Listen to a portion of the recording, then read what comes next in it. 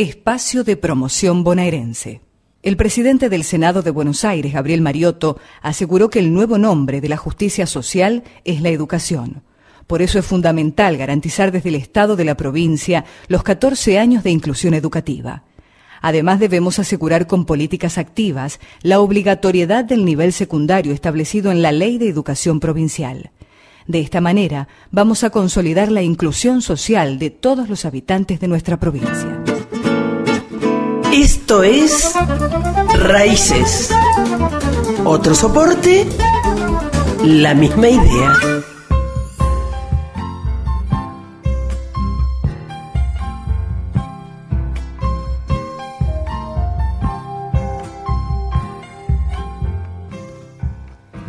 Y aquí estamos en vivo en Raíces, 3:15 de la tarde.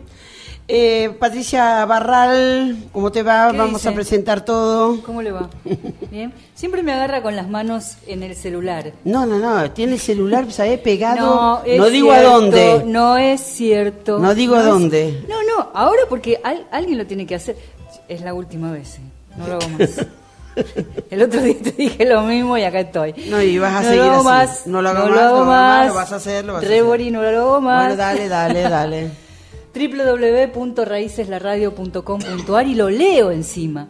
www.raiceslarradio.com. Esa es nuestra página web, allí tienen el botón para escuchar y también, bueno, se pueden enterar de las cosas que vamos subiendo. Por supuesto, siempre lo repetimos, 24 horas de música, fragmentos de las entrevistas que se hicieron en Raíces a lo largo de los 30 años. Y estamos empezando a colar los retratos sonoros también, sí, y pronto va a haber especiales. Y las notas que se repiten en vivo, las que hacemos en vivo como ahora. Los programas. Los programas que hacemos. Exactamente, que los pueden encontrar también en el canal de Raíces la Radio en YouTube. Allí ya pueden empezar a encontrar los programas de este nuevo ciclo en online. Si tienen alguna dificultad para abrir la página web, pueden entrar al blog, que es www.raiceslarradio.blogspot.com.ar también. Bueno, ¿sí? Muy bien. Estamos con Rubén Furman, periodista, historiador, investigador, que ha hecho un libro muy interesante, apasionante para leer. Tiene millones de datos, comprobaciones, documentos, se llama Puños y Pistolas. La bajada es La extraña historia de la Alianza Libertadora Nacionalista, el grupo de choque de Perón, de Editorial Sudamericana.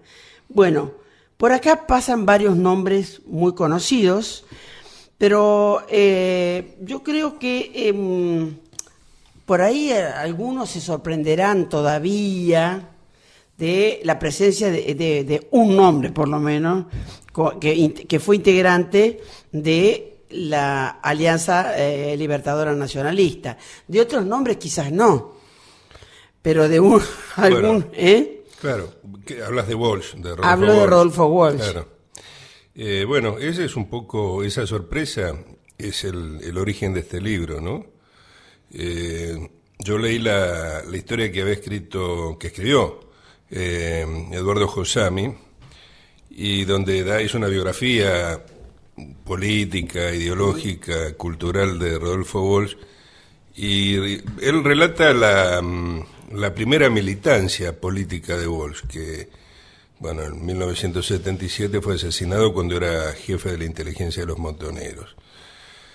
Y lo sorprendente para mí era que su primera pertenencia política había sido un grupo de origen conservador, de raigambre juvenil, básicamente juvenil, de fuerte implante en los colegios estudiantiles, en los colegios secundarios católicos, para la clase media católica, la Alianza Libertadora Nacionalista.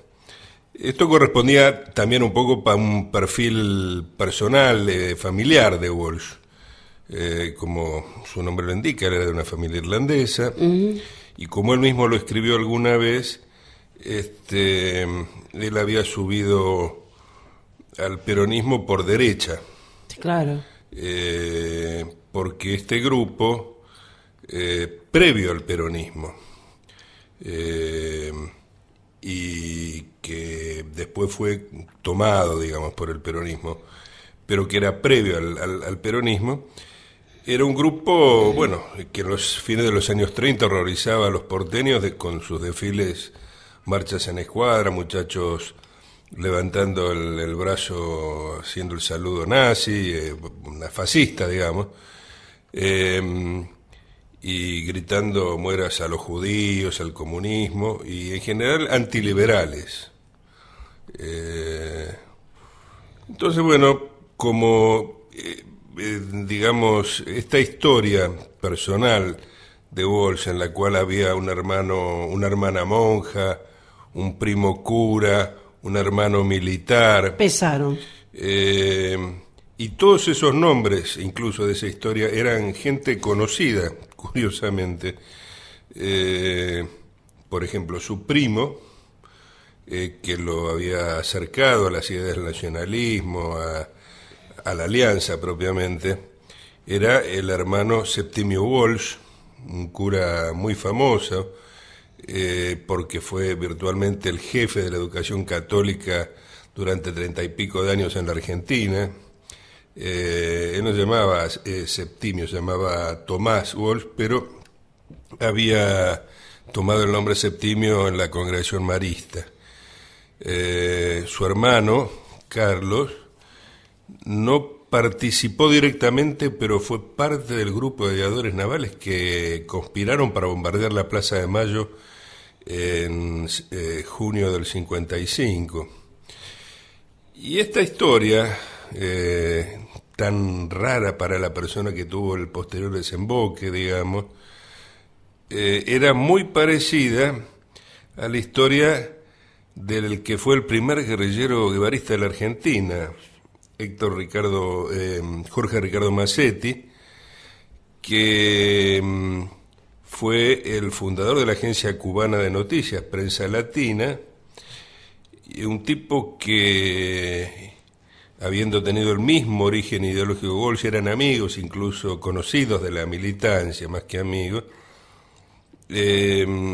Había viajado en el año 58 a Cuba y se había enamorado de hacer un reportaje pagado por Radio El Mundo de Buenos Aires. Hizo un reportaje que se irradió por toda América Latina, porque y fue el reportaje que permitió conocer la voz por primera vez de los jefes de los barbudos que estaban en la Sierra Maestra. Él lo entrevistó a Fidel Castro, el Che Guevara, y fue haciendo crónicas y sacó un libro que para todos aquellos que somos periodistas y tenemos algunos años, es un libro de crónicas encantadoras, según Walsh, el mejor reportaje de la historia periodística argentina, Los que luchan y los que lloran. Y él también venía entonces de la Alianza, entonces mirá qué sorpresa, ¿no? El primer guevarista de la Argentina, el primer guerrillero guevarista, porque Massetti, cuando se compromete activísimamente ya con el proceso revolucionario cubano a partir de 1962, él mismo se deja el periodismo y estudia en la escuela militar de Cuba y bueno, monta un foco en Orán, donde en el año 63, fin del 63, que termina trágicamente, terminan todos aniquilados y detenidos, y él mismo desaparecido en la selva, nunca se supo de él. Entonces, qué historia rara, estos dos hombres que venían de ese lugar, que habían muerto abrazando ideas de izquierda, cualquiera fuera la vertiente, pero genéricamente por ubicarlas en algún lugar ideológico, ¿no? Claramente identificadas con el socialismo, digamos, y las utopías del siglo XX. Estos hombres no venían de la izquierda, venían de ideas filofascistas, del grupo filofascista más importante de mediados de de los años 50, la primera mitad de los años 50, del siglo XX, digamos. Entonces, esto es una anomalía de alguna manera, la historia es una rareza. Yo comencé por ahí, a medida que avanzaba iba descubriendo anomalías o rarezas. ¿Qué es lo que decís vos, esta que quedó bastante bien plasmada en la tapa del libro, donde se nombra, se hace una recorrida de esas figuras que, como me dice alguien, pero esto es una bolsa de gato. En realidad no es una bolsa de gato. En algún momento había algo que los unía a todos. Y después, uno dice es una bolsa de gatos por lo que fueron después, a dónde fueron a parar. Un grupo pasó a la izquierda, digamos que es este grupo. En la tapa esta recogemos varios nombres y varias biografías, ¿no? Adentro del libro, Oscar Videgain, que fue gobernador de la provincia de Buenos Aires en 1973 con Cámpora, y terminó siendo el jefe del Partido Peronista Auténtico. Fue la última intento de los montoneros por darle un curso político a su proyecto. Oscar Videgain era un tipo que venía no solamente de la Alianza, sino que venía de antes, porque era un tipo más grande. Él había sido miliciano de la Legión Cívica Argentina, que era un grupo creado por Uriburu. Era una milicia voluntaria que abrazaba en su proyecto, uno dice fascista, y por ahí no se termina de comprender. El proyecto de Uriburu se plasmaba básicamente una idea: terminar con el sistema de representación popular tal como se había instaurado de manera cabal ya en la Argentina en 1916 y con Irigoyen, y reemplazar ese sistema de representación popular por un sistema de representación estamental. Esto es, estamentos de la sociedad tienen representaciones. Para eso hay que cambiar un artículo de la Constitución, el artículo 37, y reemplazar el sistema político. Un artículo de la Constitución obviamente era bastante más que un artículo. Pero Uriburu en algún momento pensó que si él contaba con una fuerza militar propia, en el momento en que el ejército comenzara incluso a dividirse en torno a su proyecto, dado que no todos los militares tenían estas ideas, incluso él perdió naturalmente, él decía, bueno, si yo tengo una fuerza armada propia, voy a poder desempatar, como hizo alguna vez Mussolini en Italia. Y entonces arma estas milicias voluntarias. Allí había pasado Oscar Videgain. Por allá había pasado Roberto Pettinato padre, que después fue también integrante de la Alianza, y fue luego, ya convertido en peronista, el creador del sistema penitenciario nacional. Entre los nombres está el de Walsh, el de Guillermo Patricio Kelly, que es seguramente el nombre más conocido históricamente, porque fue el último jefe de la Alianza y aquel que permite esta argucia del título, ¿no? El grupo de choque de Perón, porque es la figura que más se identifica con ese momento particular de la historia de la Alianza, en que se convierte directamente en un grupo operativo muy vinculado al aparato represivo formal para realizar tareas que el aparato represivo formal no podía realizar. Entonces, según decían sus propios ex camaradas, algunos, yo traté de entrevistar en el libro a varios de ellos y ahora te voy a contar, pero Rogelio García Lupo, otro ex integrante juvenil de la Alianza, participante de la pueblada, de la concentración del 7 de octubre del 45, que escribió una crónica encantadora de esa pueblada desde el punto de vista de los aliancistas, ¿no? Contando lo que ha sido para esos muchachos, poco más que adolescentes, ir a la plaza a respaldar a Perón. y dicen, bueno, la función de la alianza a partir de Perón comenzó a ser apretar a los opositores. Era un grupo que realizaba labores de amedrentamiento, de ganar la calle, y que no se la quitara nadie. Perón naturalmente ganaba por otros métodos, pero también ganaba por esos.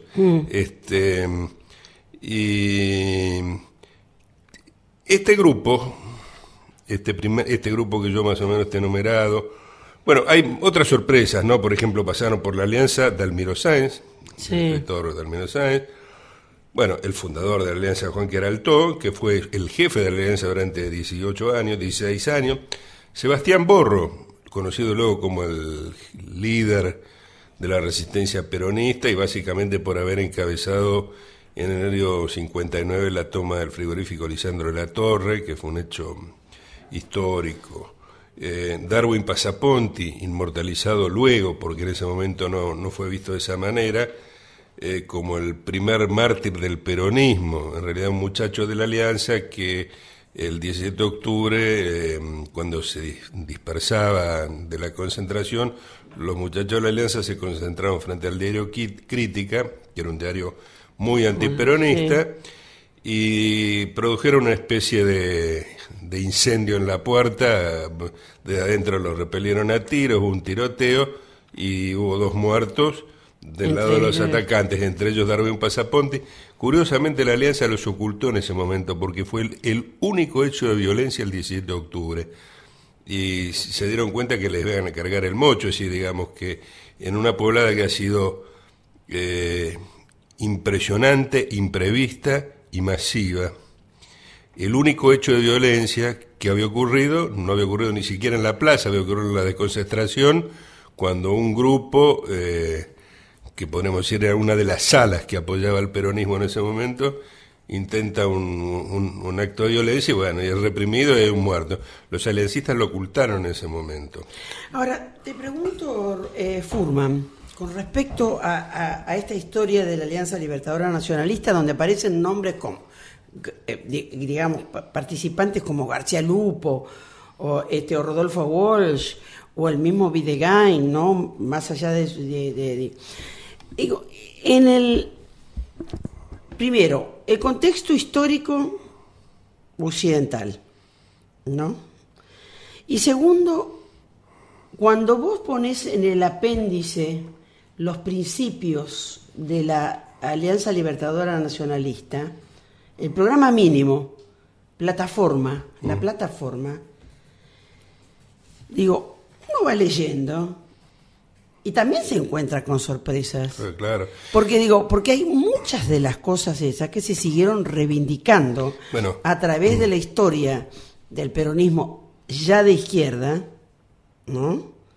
De los 70 estoy hablando en adelante. Otras no. Lo estábamos comentando acá con Patricia Barral y con Carito Arienti a propósito del libro. Las cosas, cuestiones conservadoras, como el tema de la familia, la organización familiar, etcétera, etcétera, ¿no? Pero hay otras, del punto de vista social, de ordenamiento social, el plan de gobierno en trabajo, por ejemplo. Bueno. ¿Qué? No. Que es como que lo que te decían a vos, ¿pero qué es? ¿Es una bolsa de gato? Ahí entendés algunas cosas, es que no se trata de... Hay una sensibilidad social del nacionalismo que es previa al peronismo. ¿Qué es lo que no se sabe? Que es parte, digamos, en la historia, una de las cosas que a mí más me sorprendió y fue lo que me decidió a escribir, a trabajar sistemáticamente, y que descubrí que yo cada vez que leía algo del nacionalismo, escuchaba a Ricardo Rojas, Leopoldo Lugones, claro. Pero entonces pensaba, pero esto era una escuela de pensadores. En realidad, la agrupación más importante del nacionalismo, seguramente del siglo XX, fue la Alianza. Y es una historia que aparece como un punto negro en la historia del peronismo. Yo creo que eso es lo que explica que no haya tenido un desarrollo histórico integral, digamos, que alguien haya dicho, vamos a escribir esto. Pues mira qué cosa interesante. ¿Por qué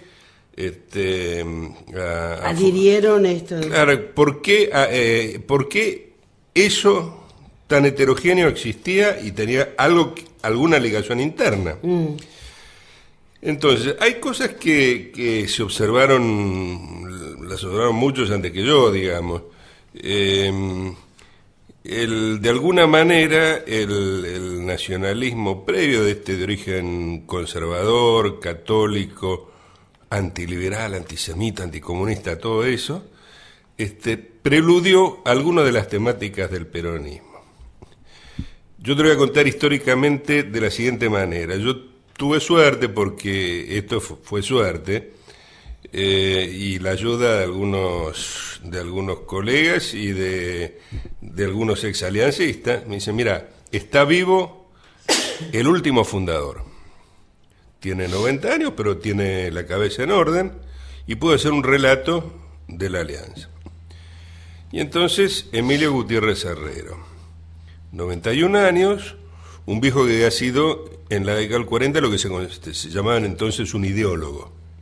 Claro. Era el más estructuralmente como fascista, es decir, ¿por qué? Porque era partidario del nacionalsindicalismo, que era un parte del componente del falangismo español. Él miraba eso, ¿no?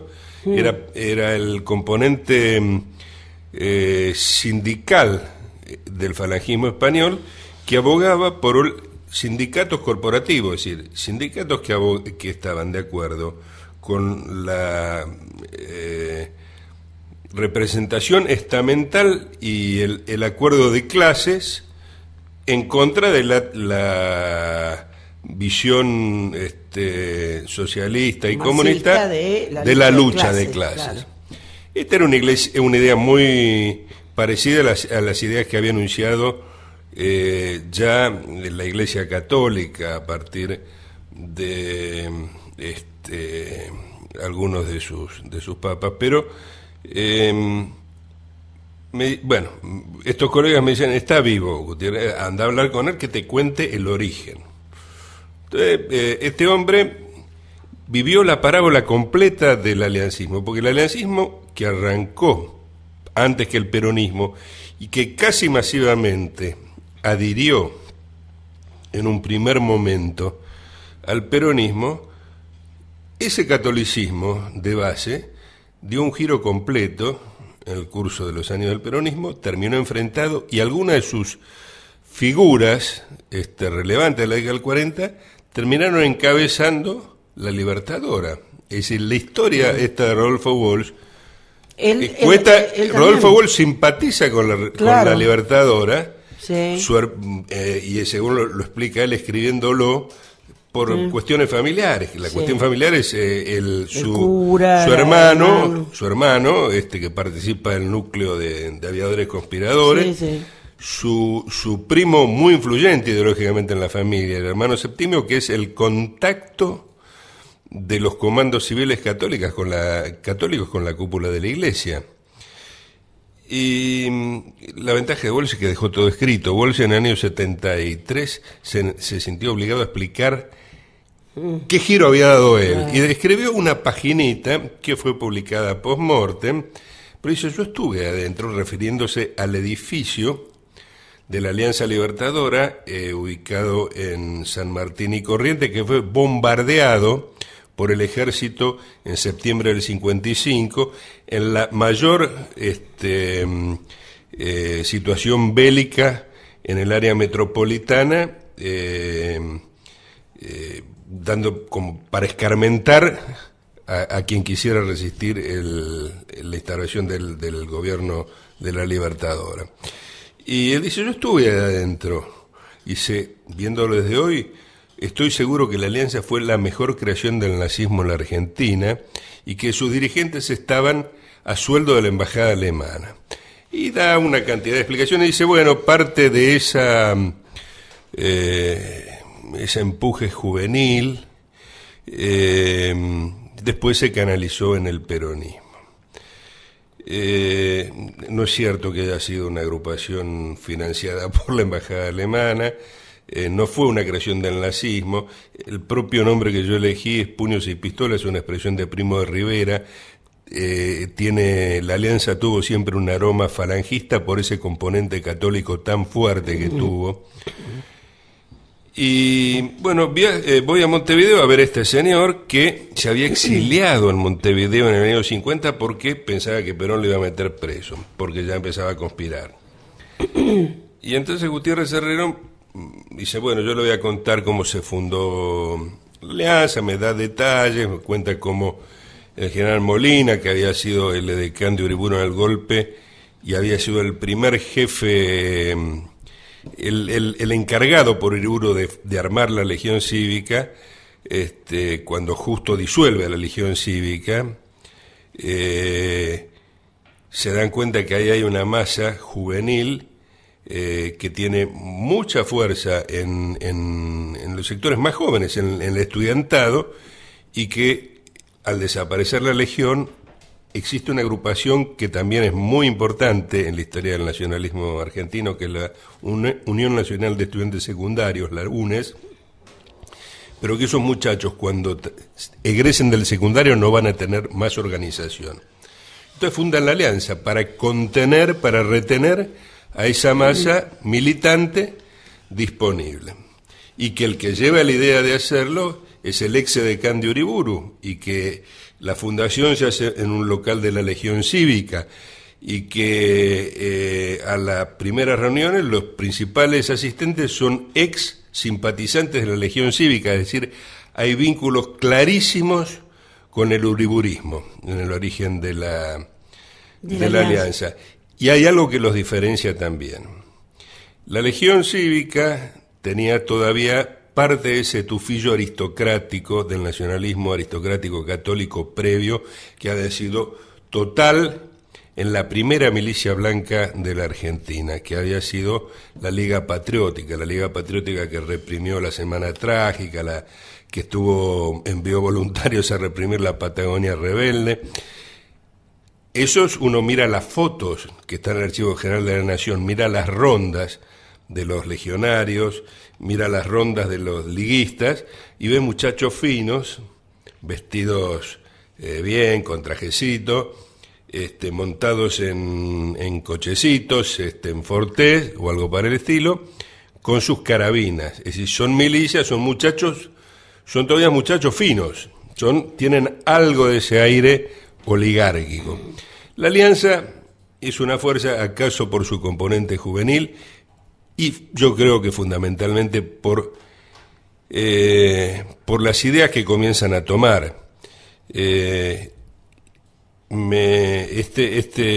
hombre, Gutiérrez Herrero, me relata ese origen, esa fundación, y me dice, bueno, nosotros creíamos que lo que hacía falta era que nuestras ideas fueran tomadas por las masas, como habían hecho los fascistas europeos. Es decir, para que hubiera un régimen nacionalista, como se había impuesto en 15 países de Europa, claro. Es decir, entre el año 33 y 38, hay 15 países europeos que se convierten en regímenes fascistas. Para que eso ocurra, no solamente hay que reprimir al movimiento obrero, derrotarlo, lo que hay que hacer es que sectores populares tienen que tomar estas ideas. Y ellos creían que esta era la función del nacionalismo, armar una fuerza y tener incluso una fuerza sindical dispuesta a eso. Este hombre, Gutiérrez Herrero, en el año 1940, o sea, el peronismo todavía no estaba ni imaginado, lanza una consigna que prefigura clarísimamente las tres banderas del peronismo: una patria justa, libre y soberana, la formulación, digamos, canónica del peronismo. Está prefigurada en el año 40 en una consigna que Gutiérrez Herrero, que es el director del primer periódico aliancista, que se llamaba Liberación, lanza una consigna que contiene casi los mismos elementos. Habla de una patria justa, poderosa y neutralista. Porque la idea de la soberanía estaba en ese momento muy vinculada a la neutralidad argentina en el conflicto, mundial. Mundial. Porque este es otro de los temas que yo creo que es central en esta historia. Digamos, en la narrativa del peronismo hay un origen absolutamente nacional, donde no hay ningún tipo de idea exógena, digamos, todo es hecho en la Argentina. Y en realidad hay muchas cosas que se hicieron en Argentina y hay muchas cosas que se precocinaron en otros lugares. En el caso del nacionalismo es muy, muy claro.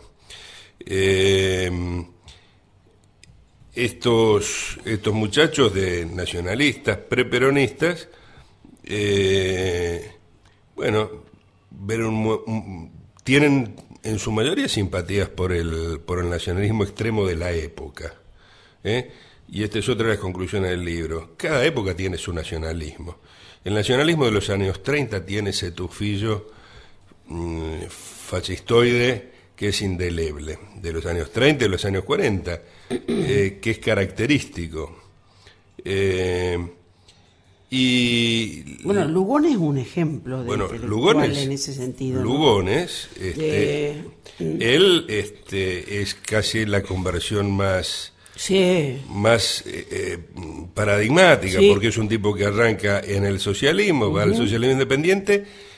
En el año 24 escribe la hora de en el centenario de la batalla de Ayacucho, prefigura lo que viene, habla de la hora de la espada. Esto es, dice, lo que tenemos en este continente lo logró la espada. Y dice, hace falta una nueva hora de la espada. En el año 31, en el primer desfile de la Legión Cívica, o sea, de la milicia de Uriburu, va encabezado por Lugones. Lugones marcha en primera fila junto a otros próceres del nacionalismo local de ese momento. Bueno, este hombre, Gutiérrez Herrero... ¿Cuándo lo entrevistaste, Yo Fuma? lo entrevisté yo empecé a escribir el libro empecé la investigación en el año 2007. Y tuve Hace 7 años. Sí, y tuve la suerte, y lo que primero hice, por reflejo periodístico, es que vamos a entrevistar a todos los señores estos porque se pueden ir. Y efectivamente, algunos de ellos murieron ya. Yo entrevisté a García Lupo, un poco al principio para que me ayudara a componer la historia. Él siempre habla de la Alianza, incluso en la película esta que hizo su hijo sobre García Lupo, Abuelo de Pajarito. Hay una escena que para mi gusto es muy muy linda, que está Pajarito, como le dicen a García Lupo, está Pajarito entre dos anaqueles de la Biblioteca Nacional y dice, hoy cuesta mucho pensarlo o imaginarlo, pero en aquellos años de la Guerra Mundial, había varios miles de familias en la Argentina que tenían un mapa mundi o un gran mapa de Europa y que todos los días corrían las posiciones según cómo se moviera el frente. Y dice, mi familia era una de esas. La familia de Pajarito, según él cuenta allí, tenía proeje porque el hermano de su padre había viajado a Alemania en 1936 como entrenador de la nadadora olímpica, no me va a salir el nombre ahora, de la nadadora olímpica que ganó la medalla en Berlín, y el tipo estuvo en Berlín en el 36 y volvió embelesado con el nazismo, y lo proyectó sobre su familia, y su familia era simpatizante del Eje, la familia de García Lupo. Cuando decía esto de que se cree que todo se fabricó en la Argentina, no. La guerra fue un factor fuertísimo en la polarización de fuerzas en ese momento, preconfiguró todo el mapa político que se crea a partir del 45, con el surgimiento de un nuevo liderazgo que no estaba necesariamente en los planes de nadie, y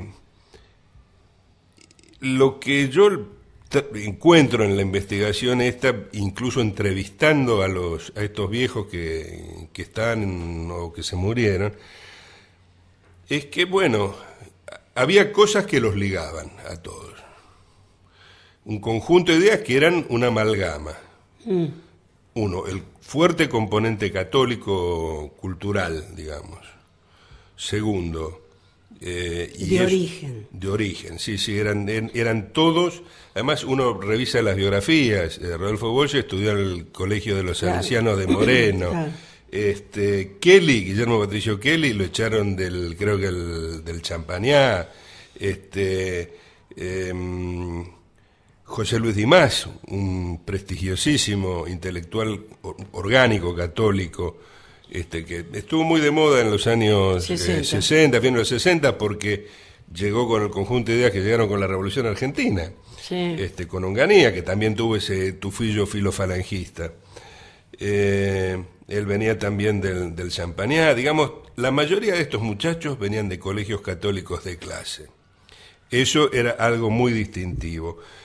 Pajarito no, Pajarito iba creo que al colegio Avellaneda, o iba a un colegio, creo que de Belgrano. Darwin Passaponti era del Mariano Acosta. Es decir, ahí se nota ya una fusión de componentes sociales. Los muchachos de la herencia en general eran plebeyos, es decir, no tenían ese aire de cajetilla fino que tenían las formaciones anteriores. Ellos se veían a sí mismos como plebeyos y como muchachos de acción.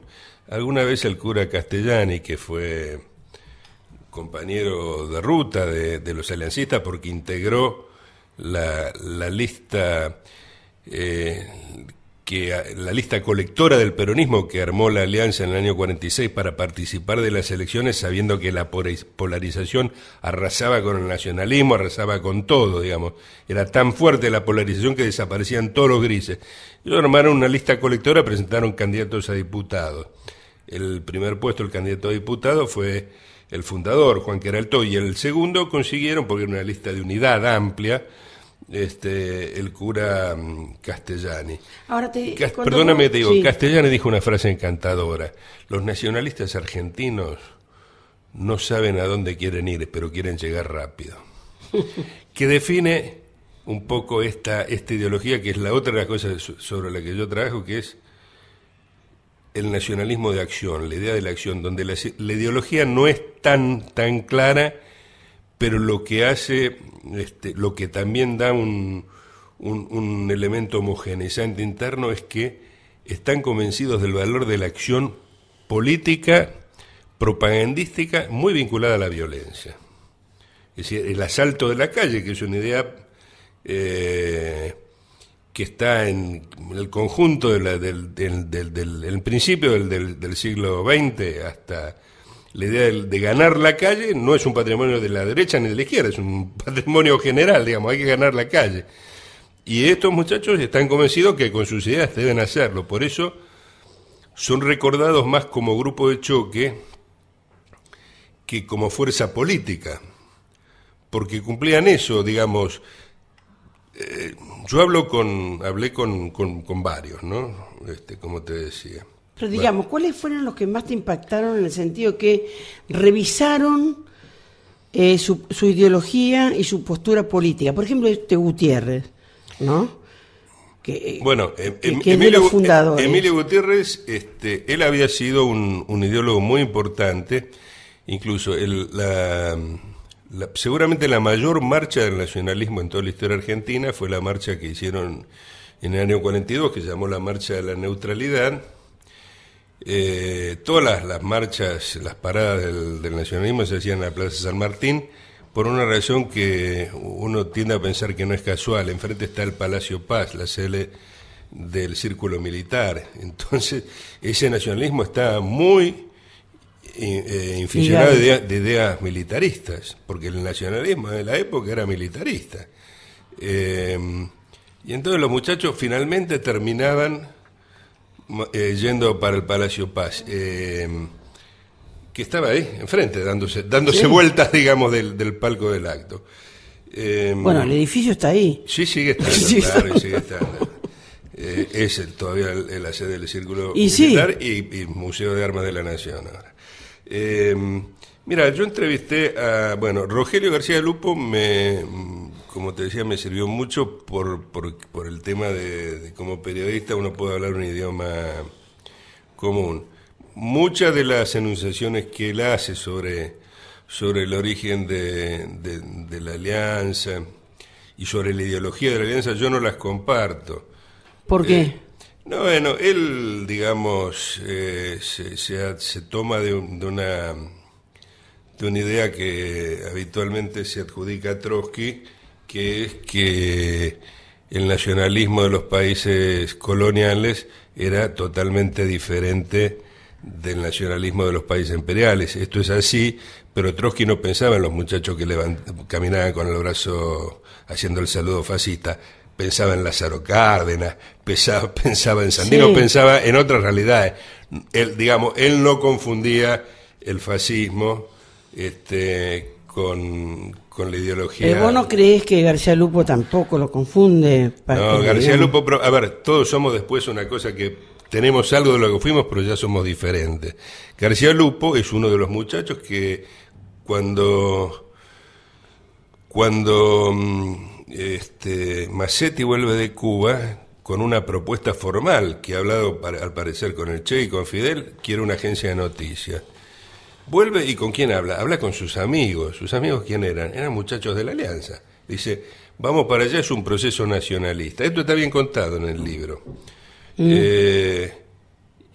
Vamos para allá que hay un proceso nacionalista. Y él llama a sus amigos nacionalistas, peronistas. Dice, los peronistas, todos decían, no, eso es un los cubanos son todos pro-yanqui. Porque acá la revolución cubana está bien vista por la nación, porque en realidad la inteligencia norteamericana en algún momento hizo creer de que ellos alentaban la guerrilla de Guevara, el movimiento 26 de julio, como parte de un movimiento de renovación, de aireación política del continente. Entonces, la lógica era, el primero en caer fue Perón, ahora cae Batista, después cayó Trujillo, pues van cayendo. Y García Lupo dice, nos juntábamos todos en La Paz, venía a Massetti y decía, no, allá son todos nacionalistas en Cuba. Dice, no, dice, los peronistas del grupo, los amigos peronistas del grupo, entre los que estaba Héctor Ricardo García, decían, no, nosotros nos vamos allá porque esos son todos pro-norteamericanos. García Lupo, ¿qué les impresionaba a ustedes de Fidel? Porque además ellos cuando llegan a Cuba quedan deslumbrados. Dice, parece que Fidel se parecía mucho a nosotros. Dice, Fidel era un muchacho que había estudiado en un colegio religioso. Era genéricamente antiimperialista, como nosotros. Creía en la acción. Es decir, Fidel venía, uno tiene la imagen del Fidel Castro posterior, pero ¿de dónde venía Fidel? Fidel venía de un partido liberal que algún historiador dijo le había permitido participar en la guerra de pistoleros de la Universidad de La Habana. Era un muchacho convencido de la acción, creían que la acción tenía esa cosa de la acción que caracterizaba a los nacionalistas argentinos, que los encandilan. Lo que dice García Lupo, una formulación muy simpática, dice, él era, los dos éramos de la Alianza, él venía de la Falange y nosotros, porque por la influencia española en España, él venía de la Falange y nosotros de la Alianza. Cuando nos encontramos era un diálogo que se había interrumpido antes, hablábamos de las mismas cosas, teníamos las mismas preocupaciones. Pero vos, ¿en qué no coincidís con Pajarito? Porque él dice que él asegura, o él piensa, que primero, que no fue una agrupación filofascista. Yo creo que esto, digamos, yo no creo que él sea un fascista, ni mucho menos, no, pero claro, creo en las conversiones, digamos. A ver, yo le asigno un valor sintomático muy especial a la confesión de Walsh. Dice, yo estoy adentro, esta fue la mejor creación del nazismo en la Argentina. Y no era la mejor creación del nazismo, no era nazi, no era una agrupación nazi, porque ese fue otro tema. La Alianza siempre cargó con la suposición de que efectivamente era una fuerza financiada por el Eje, y que tenía en la Argentina la función de una especie de caballo de Troya, digamos, de la quinta columna. O sea, te colocas un poco, no digo en el medio, pero digo, ni con lo que dice Rodolfo Walsh, ni lo que dice Pajarito García Lupo. A ver, no es que me coloque en el medio. No, yo trato de discriminar lo que me parece cierto de lo que no me parece cierto. Que no fue una agrupación nazi, seguro. Yo creo que ni por ideología, ni tuvo aporte económico de la embajada. Hubo grupos argentinos que recibieron aporte económico de la embajada alemana. Por ejemplo, diarios pre-peronistas todos. Y caudillos preperonistas. Fresco, que fue gobernador de Buenos Aires en la provincia fue el gobernador de la provincia de Buenos Aires. Y que instauró un régimen absolutamente parecido al fascismo en la provincia, en los márgenes que se podía, y que anticipó mucho de los hallazgos del peronismo, por ejemplo, cómo manejar los medios, el tema de la difusión pública de los hechos. Bueno, Fresco hay elementos para suponer que tenía, además de ser él un tipo inmensamente rico, pero que tenía apoyo de la embajada. Por ejemplo, hay un elemento que es decisivo en toda esa época para saber si vos tenías apoyo. Digamos, salvo La Nación o la prensa, que eran diarios poderosos en sí mismos, tener cupo de papel, poder importar papel, era un tema decisivo. Bueno, los medios nacionalistas no subsistían porque no tenían papel. Si hubieran sido prohijados por la embajada alemana, seguramente hubieran tenido papel. Hubo otros periódicos nacionalistas, los Diosés, por ejemplo, Clarinada, no se me escapan los nombres, pero esos medios salían regularmente porque tenían papel. El aliancismo, la alianza hasta el año 40 y pico, hasta el peronismo, porque el peronismo comenzó a facilitarle papel, no tuvo papel, digamos, no tenían esa fuerza económica y política. Y además los que tuvieron relación con el Reich no fueron los aliancistas. Yo ahí relato un hecho que para mí es decisivo. Por ejemplo, un hecho que sí conmovió mucho a la sociedad argentina y a los aliancistas en particular, la Guerra Civil Española. Claro. La Guerra Civil Española, en la Argentina, un partido falangista que dependía de la embajada del gobierno de Burgos, que no dependía, es decir, no tenía ninguna relación con los aliancistas. Los aliancistas no mandaron ningún contingente, no organizaron nada a favor de la rebelión franquista, absolutamente nada. No dieron, y en todos los actos y en todas sus proclamas manifestaban, pero no tenían una capacidad organizativa ni una decisión de ir a pelear por España. Se calcula que hubo 800 combatientes argentinos que viajaron a España para pelear por la República, es decir, el más organizado estructuralmente fue el contingente comunista, digamos, pero hubo otros contingentes, hubo contingentes anarquistas, algunos contingentes socialistas, hubo mucho voluntario que fue porque tenía familia. Los aliancistas no procedieron de esa manera. Tenían distancia. Tenían distancia con eso, no tenían relación política con eso. Hubo nacionalistas que sí viajaron a Europa durante los años de la guerra y que mantuvieron relaciones con el Eje. El más famoso de todos ellos es Goyeneche, el que fue secretario de prensa de la Libertadora, un tipo muy vinculado a la embajada española, que realiza una tournée, digamos, la guerra europea, la Segunda Guerra empieza cuando termina la Guerra Civil Española. Esta gente, este grupo, que estaba él, Amadeo, que fue canciller también de la Libertadora, esta gente tenía contactos fluidos con el franquismo, es decir, con el fascismo real en España, y Goyeneche viajó y se entrevistó con Himmler y le ofreció y pidió el respaldo para el nacionalismo argentino. Y dice, tenemos los mismos enemigos, ¿por qué no nos van a dar respaldo?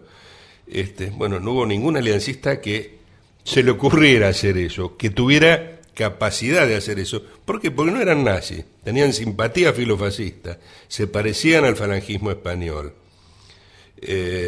Ahora, vos qué es, Fuhrman, para redondear este tema por hoy de puños y pistolas, la investigación que hizo sobre la Alianza Libertadora Nacionalista, este periodista que nos acompaña hoy, investigador, digo, ¿qué conclusiones sacás vos, finalmente, de las propuestas de la Alianza, de lo que se consiguió, de lo que no se consiguió, de la gente que quedó de un lado, de la gente que se fue a otro lado, caso de Walt, caso de Pajarito García Lupo, bueno, la gente que quedó de otro lado como Kelly, ¿no? Que también tuvo sus cosas en los últimos años, ¿no? A ver. Yo lo entrevisté una vez largamente a Kelly y tenía opiniones que por ahí también te podían sorprender. Sí, el problema de Kelly, el problema de Kelly no eran las opiniones, sino quién era. Quién era, claro, lo que hacía. Era un provocador, digamos, sus propios camaradas decían, no, este es un servicio, que cuando en el año 55 se quedó huérfano del respaldo del Estado argentino, salió a vender lo que sabía. Este es un mito que durante toda porque Kelly murió catalogado como un dirigente nacionalista cuando él había dejado de ser nacionalista, porque no había una fuerza nacionalista que le encuadrara, hacía 40 años, 45 años. Pero curiosamente conservó el mote de dirigente nacionalista, de que no sé, ¿qué decían sus ex camaradas? Decían, no, trabaja para los servicios secretos israelíes. ¿Por qué? Porque en el año 60 este tipo se moría de hambre, no tenía de qué vivir y necesitaban, esto fue un secreto a voces, digamos. Después trabajó para los servicios de información del ejército. Él encabezó una revista, la revista Quórum, al desemboque de la dictadura, cuyo objetivo central hacía grandes revelaciones, contó la historia de la PIDUE, la pertenencia de Maciel a la PIDUE, la historia de la ESMA. Bueno, era parte de un operativo planeado en la inteligencia del ejército para decir, no, los malos eran los marinos, nosotros éramos buenos. Ahora, fíjate vos... Después, perdóname, terminó trabajando en Canal 7 durante el menemismo, teniendo un programa de denuncia que lo levantaron en el momento en que la cosa se puso... Con Clarín. Claro, cuando dijo, bueno, los hijos de la señora... yo voy a contar la historia. Sí. Y entonces ahí se le terminó. Ahí se le terminó la historia. No, es un tipo vinculado, digamos, lo que diga no importa. Hay una historia encantadora que es Kelly protagonizó con otros 6 dirigentes del peronismo, entre ellos Cámpora, Cook, Jorge Antonio, Pedro Gomis, una fuga espectacular del penal primero del sur, de Río Gallegos. Se escapan a Chile, en Chile los aprenden y en Chile él se escapa disfrazado de mujer. Bueno, ese es un episodio. A lo que voy es a lo siguiente: se va a Venezuela, donde estaba Perón. Perón lo recibe con cierta cautela, digamos. Él escribió después en unas memorias que le publicó la editorial Atlántida que Perón lo quería, le decía Patricito. Y Perón, no sé si lo quería, lo usó tanto como pudo y trataba de tomar distancia porque era un mono con navaja. Y Perón se daba cuenta que era un mono con navaja. Bueno, cuando llegó a Venezuela, ya era una nota mundial. Imagínate, tipos que se escapan de 2 penales. Y además, la persecución embellece, porque en la Argentina se lo conocía un nombre que le había puesto Héctor Ricardo García, el jefe de la SS peronista, en referencia a su jefatura de la Alianza. Y cuando llegan a Venezuela, lo entrevista un joven cronista del diario El Espectador de Bogotá y habla del Humphrey Bogart argentino, un hombre habituado al combate, a la lucha que seduce a las mujeres. Se compra el personaje Gabriel García Márquez, que escribe una crónica del encuentro con los que se fugaron y con el que él adjudica el jefe de la fuga del hombre de las 1000 fugas. Bueno, o sea que es una historia llena de dobleces. Sí, llena de dobleces, de dobles interpretaciones, de contradicciones, de personajes que estaban en un lado y que después quedaron en otro lado. La gran mayoría la gran mayoría de los aliancistas no desembocó izquierda, aunque fueran el grupo más visible. Desembocaron en formaciones de derecha, en agrupaciones de derecha, peronista algunas, otras decididamente antiperonistas por el giro que realizó el catolicismo aliancista. Pero fíjate que las figuras que quedaron fuertes de ahí... Bueno, es un grupo pequeño... Es pequeño, pero decisivo. Claro, pero la fuerza como tal... Sí. No se fue a la izquierda. Claro. Porque, digamos, es una de mis preocupaciones. Esto está contado siempre, mira, este es el grupo facho que se hizo de izquierda. No, un grupo relativamente pequeño. Y García Lupo todo el tiempo dice, dice, a nosotros, dice, los fascistas de verdad, el cura Menville, digamos, los que tenían la visión esta católica integralista del mundo, digamos... Sí. Eso nos ganaron porque ellos fueron los que se quedaron con el nacionalismo. Nosotros no nos quedamos con el nacionalismo. El nacionalismo mayoritariamente se fue a formaciones de derecha. Algunos de estos muchachos del grupo de Kell desembocaron en la AAA. Claro. Algunos desembocaron en las pesadas sindicales, con las cuales tuvieron algún contacto.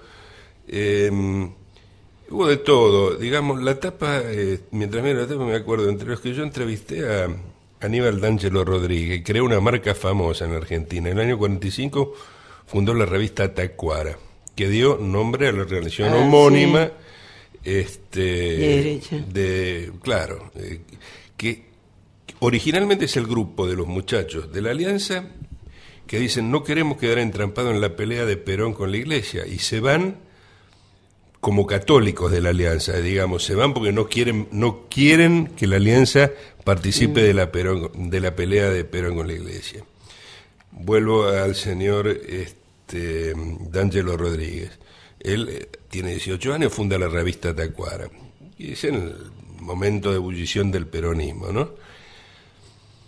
Y entonces lo entrevista y me dice una cosa que es otra de las visiones. Dice, yo me afilié a la Alianza el día que los nazis entraron a París. No me puedo olvidar, dice, primero porque era el día de mi cumpleaños, yo cumplía 15 años, y además porque yo me sentía parte de esa fuerza. Esa fuerza que avanzaba en el mundo era la que había encontrado una forma enérgica de combatir el comunismo, y era lo que yo quería hacer. El fascismo era eso, dice, y yo era parte de eso. Entonces, entiendo por qué Pajarito dice, yo no tengo nada que ver con eso, y además es probable que no haya tenido nada que ver con eso, pero en esa fuerza había un componente muy importante, ideológicamente muy importante. Y por eso Goya también debe haber hecho eso en el 72, esa, digamos, confesión, es una confesión de que había pertenecido a la Alianza. Él tenía que explicar por qué. Claro, él decía, yo entré por derecha. Hay una sinceridad. Sí, extraordinaria. Y además la necesidad de decirlo, ¿no? Sí. Y explicar, blanquear su origen, porque en ese momento estaba en entredicho si él era peronista. Decía, yo fui peronista antes que todos ustedes. Claro. Yo fui peronista. Y esa es otra de las cosas que yo creo que que la historia canónica relata que la Alianza apoyó globalmente al peronismo, no. La Alianza y el nacionalismo pasó por la misma convulsión que pasó el sistema político argentino con la irrupción del peronismo. Se fracturó, se rompió, porque tuvo reacción, sus componentes tuvieron diversa reacción frente al peronismo. Claro. El grupo de Walsh, García Lupo, Macetti, todos ellos se van en el 46 de la Alianza. Se van al año de su nuevo Perón y se hacen antiperonistas. ¿Y por qué se enojan? Porque Perón, la primera medida, ordena ratificar las actas de Chapultepec, de adhesión al Tratado Hemisférico. Y ellos dicen, no, Perón nos está ordenando que nosotros hagamos la política de Braden. Es decir, Perón, entonces por eso nos gustaba más, la formulación final, muy linda, es, nos gustaba más el coronel Perón que el general Perón. Porque el coronel era el coronel, los derechos sociales, era el ascenso al peronismo con el cual ellos sí habían comulgado. Pero apenas lo ven en acción, dicen, no, esta es la política exterior, es una traición a nuestras ideas. Son, generación a generación se pierden memorias, capas de la memoria. Bueno, muchas gracias por venir, Rubén Furman. Gracias por invitarme. Rubén Furman, periodista, investigador, historiador, autor de Puños y Pistolas, la extraña historia de la Alianza Libertadora Nacionalista, el grupo de choque de Perón, un libro que se los recomiendo porque es apasionante enterarse de muchas otras cosas que uno las tenía medio colgaditas, ¿no? Y que no las relacionaba como debía. Bueno, gracias, Furman, suerte con el libro. Bueno, gracias. Me dijeron que fue muy buena la presentación. La verdad que sí. Me dijo, acá tengo una dedicatoria que vos hiciste a tu compa Fernando Ferreira. Sí, claro. Por los años, es muy interesante, perdón, y ya terminamos. Para mi querido ratón, porque le decían ratón, o le dicen Ferreira, por los años felices en que sufrimos tanto.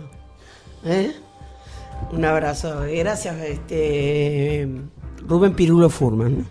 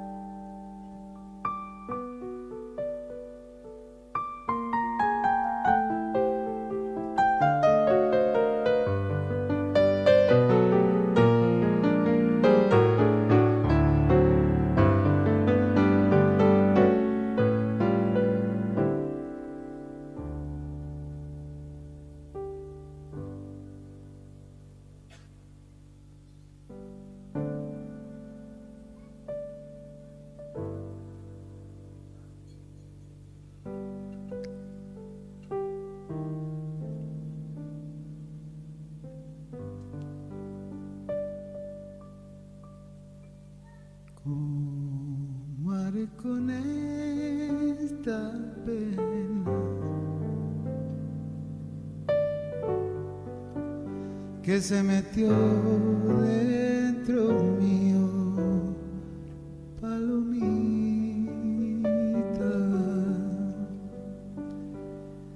Es un árbol de tristeza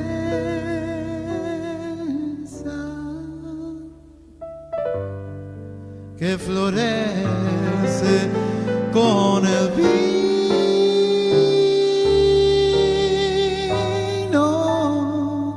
Ay, vidita,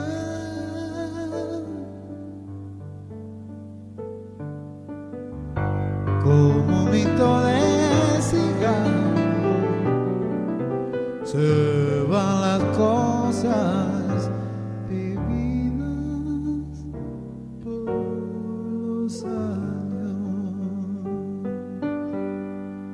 Hay coplas que no se olvidan,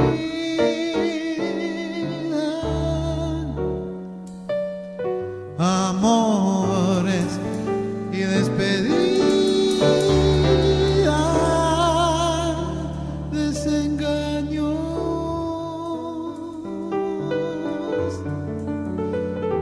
Solo quiero luz para andar y andar,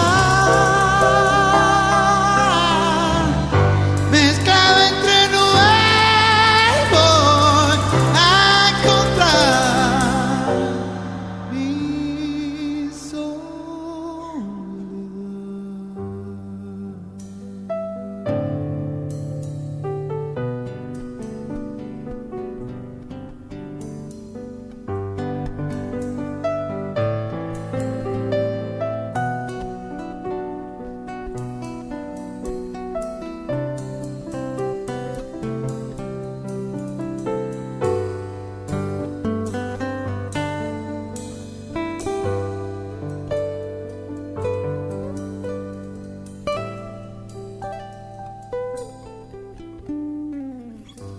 largo mi grito a los vientos,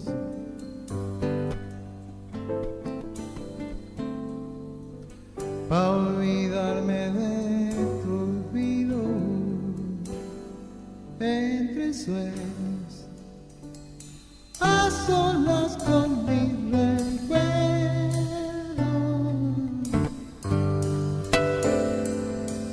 Tu distancia en mi camino a los cerros, como aire con esta pena. Hoy canto pa' desangrar, palomita, donde enterrar el cariño.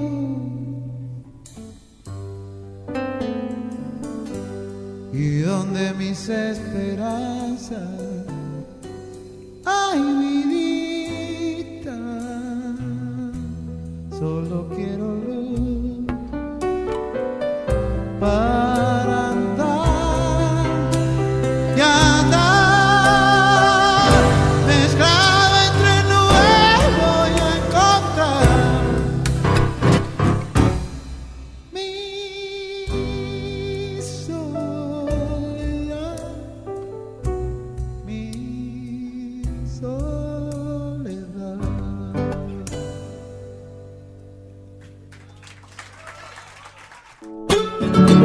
América Latina. Prioridad de raíces.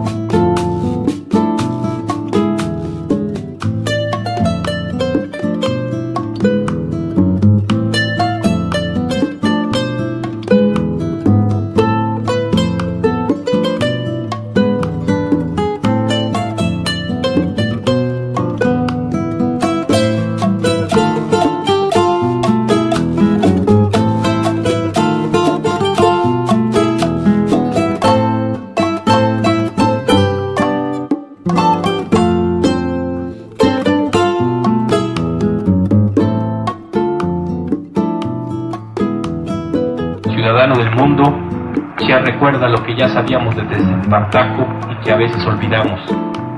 La humanidad encuentra en la lucha contra la injusticia un escalón que la eleva, que la hace mejor, que la convierte en más humana. Tiempo después, la memoria y la esperanza le tomaron la mano para escribir en su carta de despedida. Un día pasaron preguntando a quién se debería avisar en caso de muerte, y la posibilidad real del hecho nos golpeó a todos.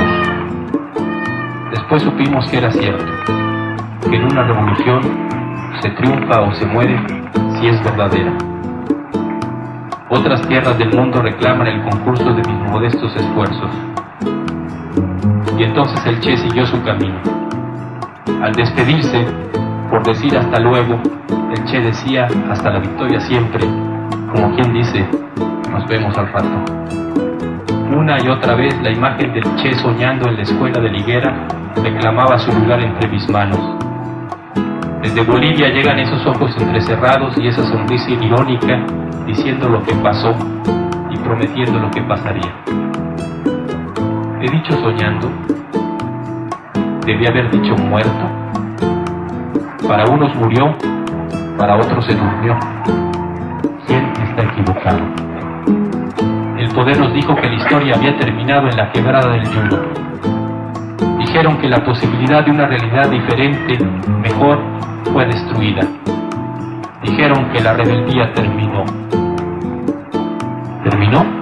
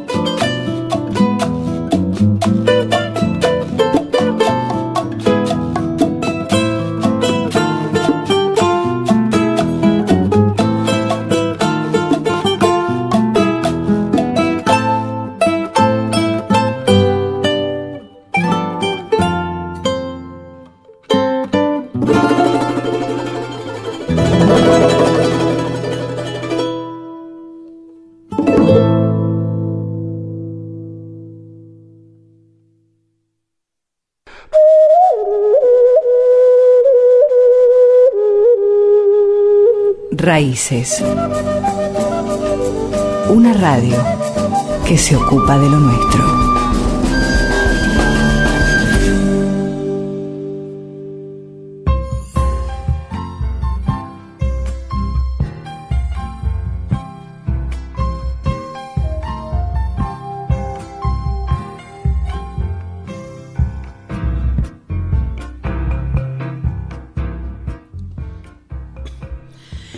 Y aquí estamos en Raíces.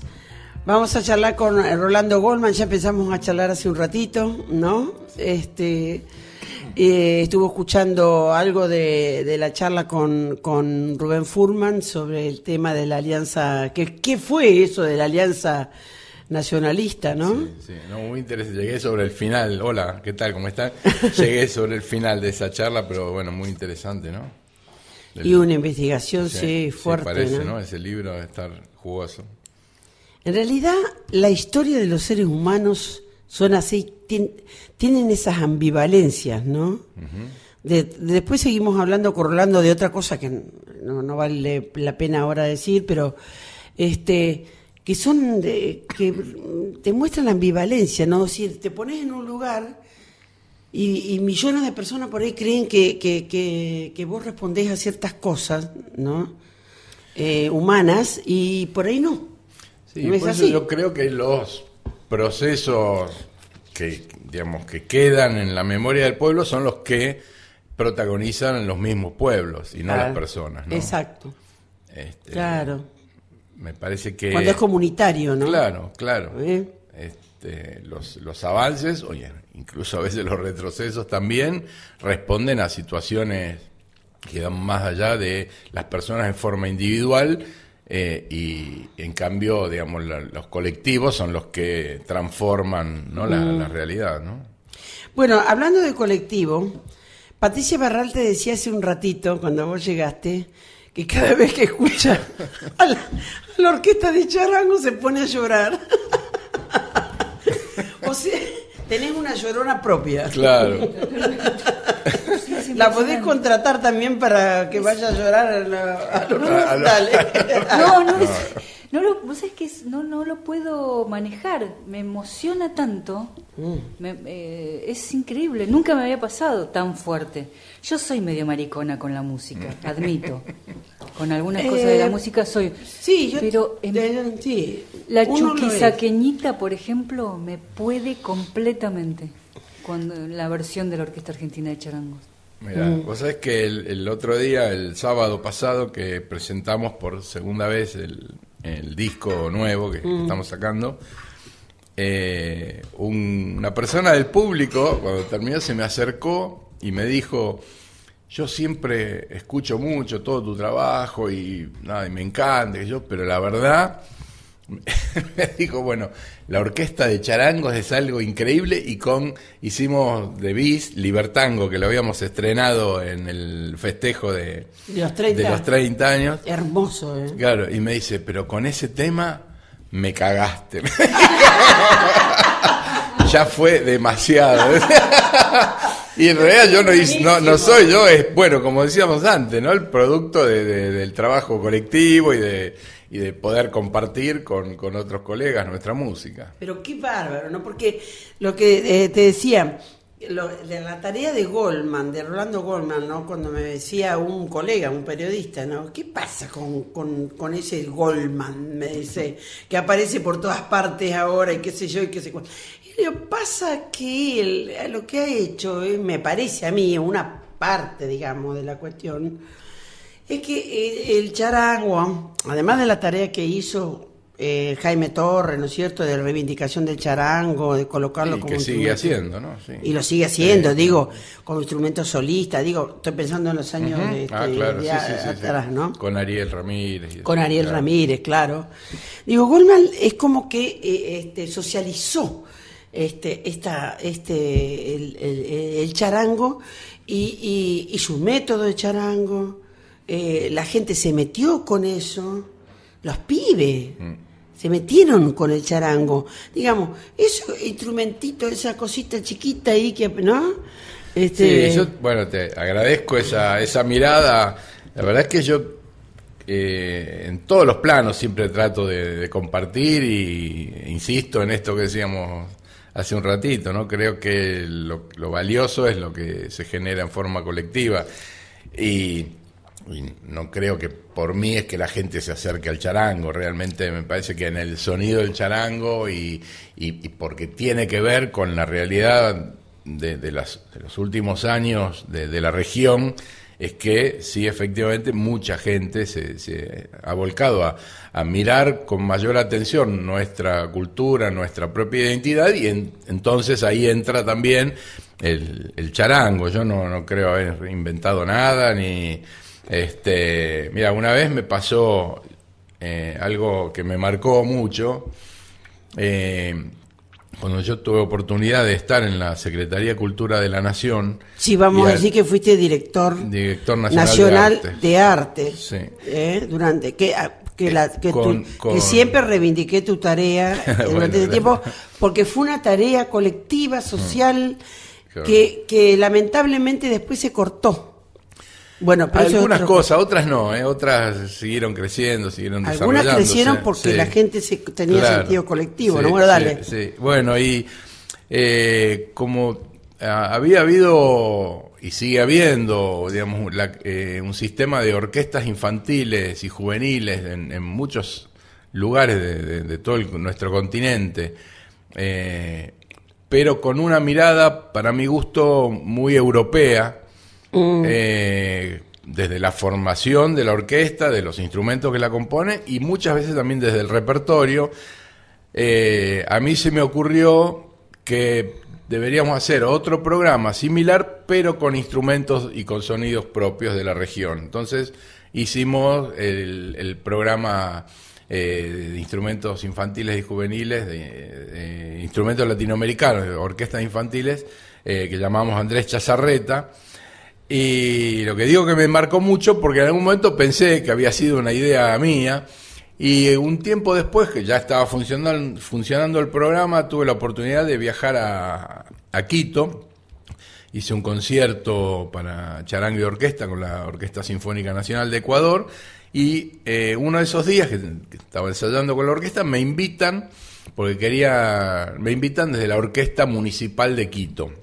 Y yo dije, sí, cómo no. Bueno, fui a un ensayo y en el momento que entro veo que la Orquesta Municipal de Quito es de instrumentos latinoamericanos.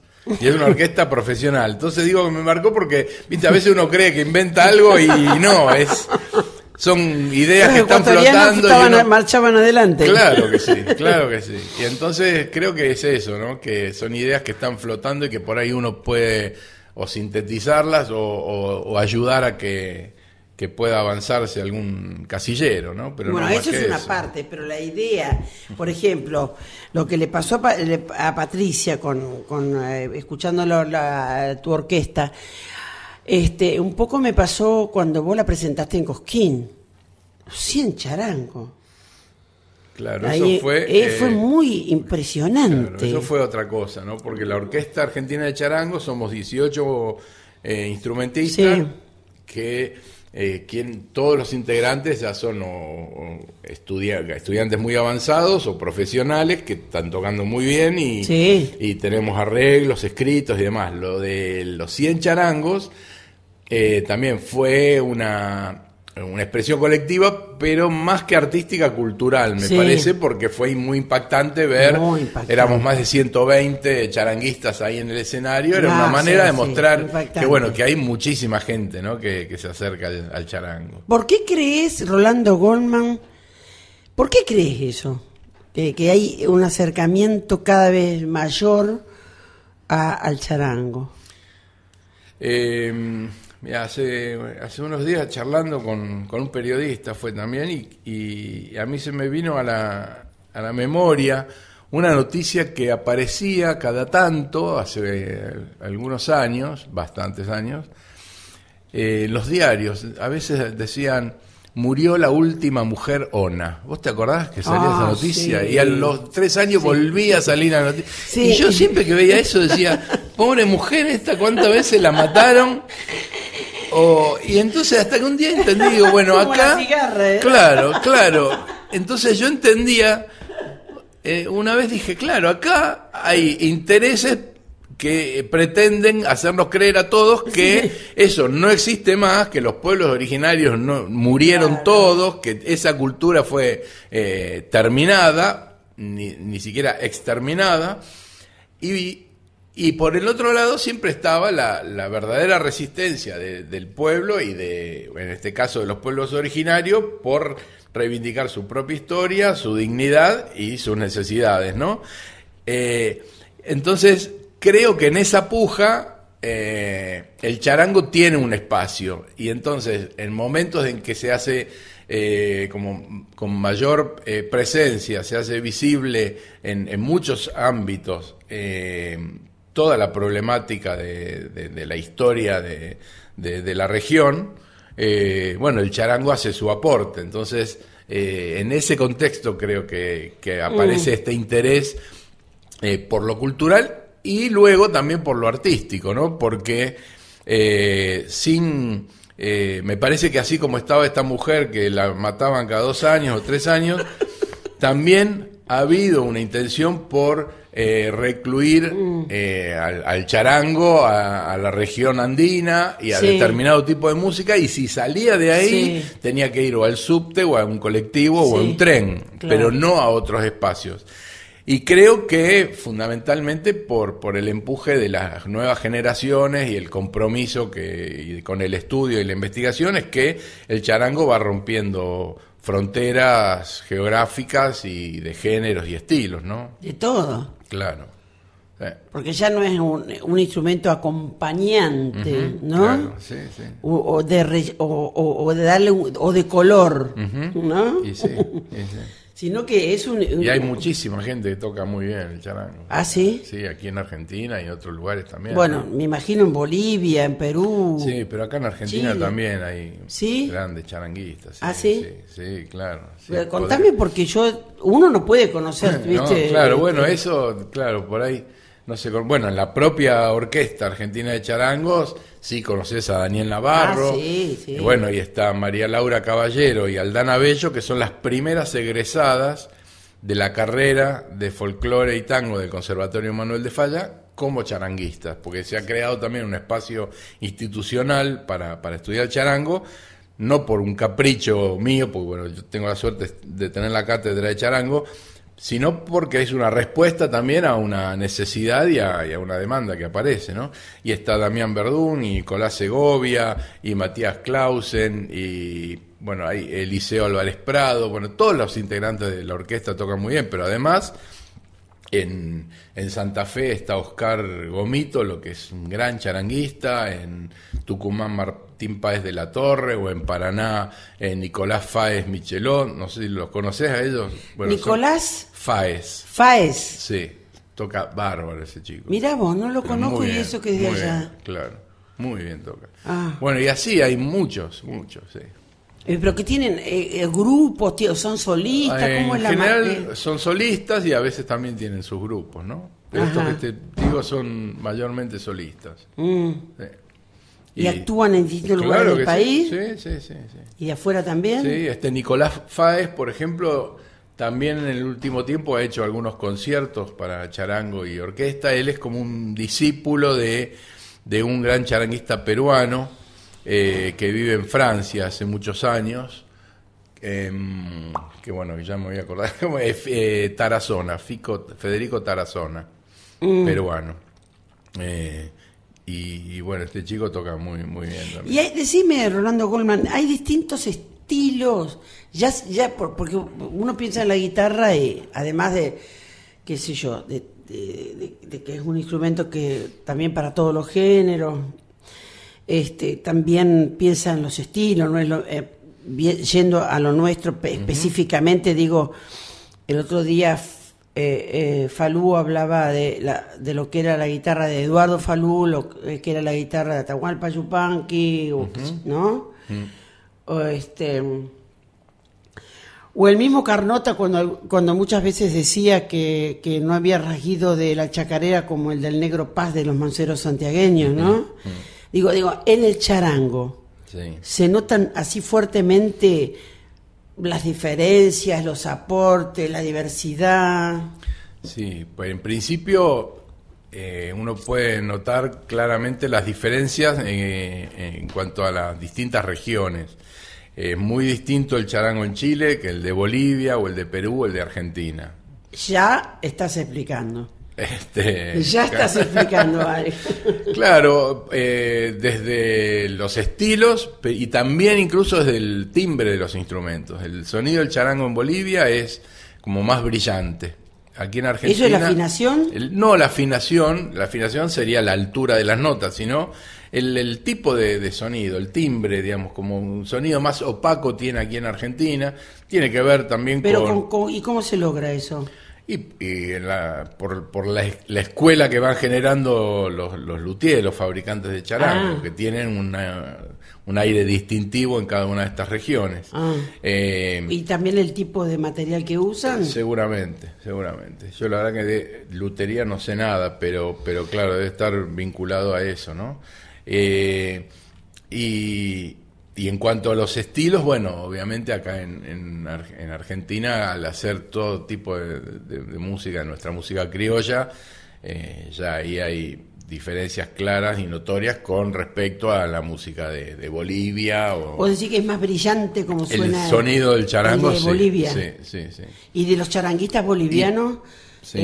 Vos, ¿que a quiénes has escuchado más? Y bueno, hay muchos charanguistas y muy talentosos y muy buenos de diferentes generaciones, desde Ernesto Cabur, que sigue trabajando muchísimo. Él tiene incluso en su casa un museo del charango. Él es ¿Sigue tocando? Sí, claro, sí, un gran músico. Para mi gusto a veces tiene algunas cosas que van más allá de la música, que no sé cuánto aportan, que es con esto de charangos muy chiquititos o muy grandes o que son, qué sé yo, más pintorescos que otra cosa. Sí, curiosidades, ¿no? Pero es un gran charanguista. Bueno, los que han generado escuela allí, Mauro Núñez o... El de que siempre habla Jaime Torres. Claro. Bueno, el tema de Chuquisaqueñita pertenece a Mauro Núñez, ¿no? Sí. Que él ha sido uno de los pocos que ha creado obras para distintos tipos de charango juntos, ¿no? Los maulinchos, que son más agudos, los charangos que solemos escuchar, y los ronrocos, que son con un registro más grave, ¿no? Son instrumentos más grandes. ¿Con qué te sentís más cómodo vos? Y en general yo toco el charango, a veces el ronroco, tiene un sonido muy dulce el ronroco. Acá en Argentina se suelen hacer muchas melodías y con muchos arpegios con ese instrumento, ¿no? En Bolivia se acompaña más a los otros charangos. ¿El ronroco? Con el ronroco, sí. ¿Y qué es la diferencia con los chilenos? En general, no vamos a hablar de... Los chilenos en general, bueno, ahí...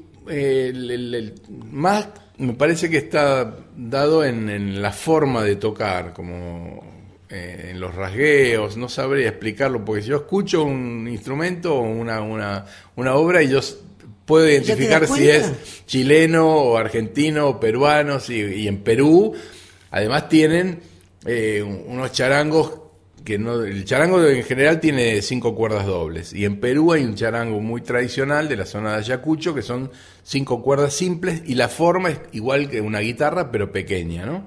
Y tienen unos trémolos muy simpáticos que suelen hacer allá en los huaynos, que bueno, ahí en el disco que está saliendo, en Charanguisto, participan unos colegas peruanos y uno de ellos toca ese charango ayacuchano, ¿no? Que es muy agudito y bueno, y hace un toque muy tradicional de la región. ¿A vos te gustan los timbres de sí, regionales? Me atraen, me interesan, pero digamos en general yo el que toco es el charango tradicional, digamos, el charango tipo, así. ¿Y acá en la Argentina? ¿Qué? Digo, vos me decías, es más brillante. Sí, como más opaco. Y acá es más opaco, claro, en general. Sí, en general y sobre todo por ahí en Buenos Aires, por ahí en el norte argentino se va como que emparentando un poco Bolivia. Más con la región, sí, con Bolivia y eso. Pero igual tiene un sonido más tanguero es acá. Claro, podría ser así, claro. Así es, sí, puede ser.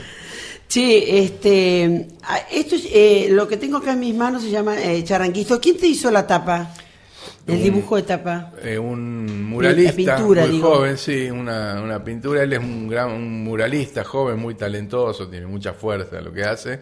Se llama Sergio Condorí y es de acá del Gran Buenos Aires. Y todo el Condorí es apellido indígena. Sí, claro, sí.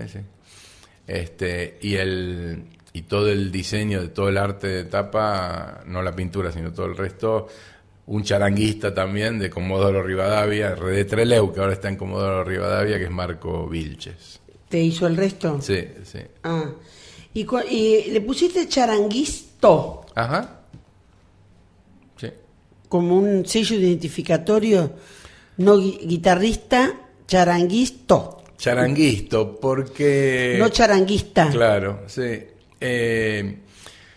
Don Sixto Palavecino siempre hablaba de los violinistas. Sí. Y bueno, y él decía que eran aquellos que tocaban el violín para alegría y felicidad del pueblo, así los definía. En Santiago suele hablarse de los bombistas también. Sí. Bueno, haciendo un parangón con esa forma de llamar a los músicos, de que, bueno, ¿te gustó poner charanguisto? Fue una idea tuya. Sí. Ah. Sí, bueno, de vuelta, no sé si fue una idea mía, por ahí se le ocurrió a otro antes, ¿viste? Yo nunca digo soy el primero que dice tal cosa porque siempre puede aparecer otro. Yo no había... No, bueno, tengo unos cuantos años, pues yo, la verdad de charanguito no había escuchado. Por lo menos puedo decirlo, sí, ¿no? está bien. Bueno, estamos con Rolando Goldman y vamos a escuchar un tema del disco Charanguisto que le pertenece.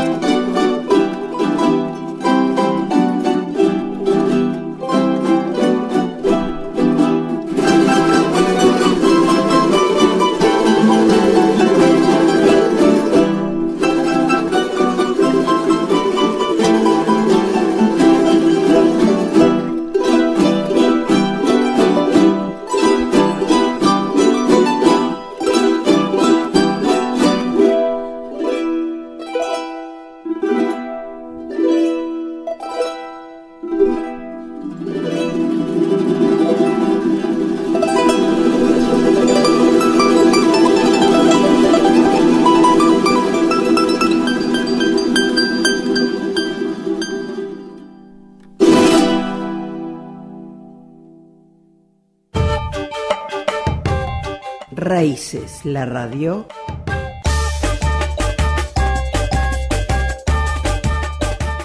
.com. Y aquí estamos con Rolando Goldman en www.raiceslaradio.com.ar, cosa que nos dice Patricia Barral, lo estoy leyendo en el cartel, www.raiceslaradio.com. Este programa con Rolando Goldman se va a repetir. Lo que pasa es que nunca se lo dio repetición, las horas, nada. Claro. Ella sabe. Hoy a las 10 de la noche. Sí. Mañana a las 3 de la tarde. Y el domingo. ¿El sábado?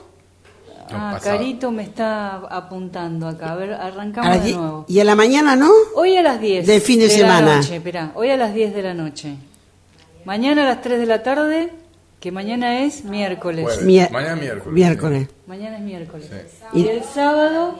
De la sábado a mañana. las 10 de la mañana. Está bien, ok, porque mucha gente escucha los Sí, sábados a la igual mañana. estén atentos porque en el canal de YouTube van a estar subidos. Seguramente la semana que viene ya va a estar subido en el canal de YouTube de Raíces la Radio. Qué modernas que están. Así que lo pueden escuchar. Lo pueden escuchar cuando quieran. Ahora que dicen que el futuro de la radio está en el internet, casi con exclusividad, dentro de muy poco tiempo, nosotros ya estamos, venimos a ser como pioneras, ¿no? No sé. Algo así. Ojalá. No, ya hay muchas radios en internet, en el mundo. Sí. Pero digo, acá estamos haciendo lo específico nuestro, ¿no? Y de América, ¿no? 24 horas, acá. 24 horas, atención.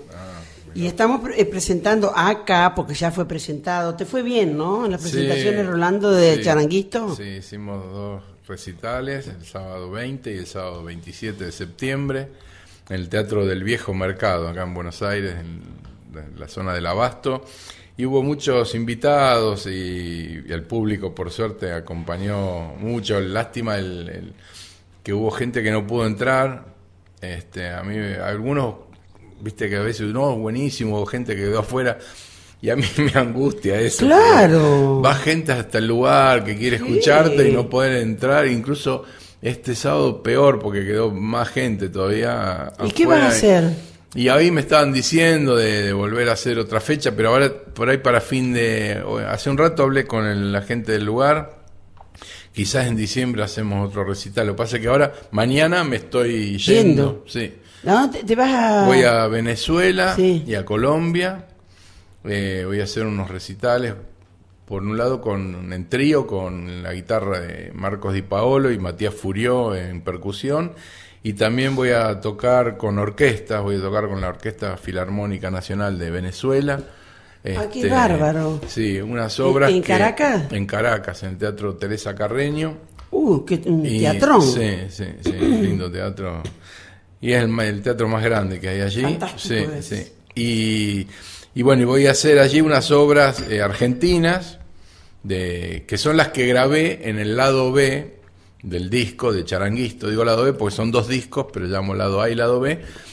Que son, en este caso están grabados con charango y quinteto de cuerdas. Son todos arreglos de Juan Quintero, que él hizo especialmente para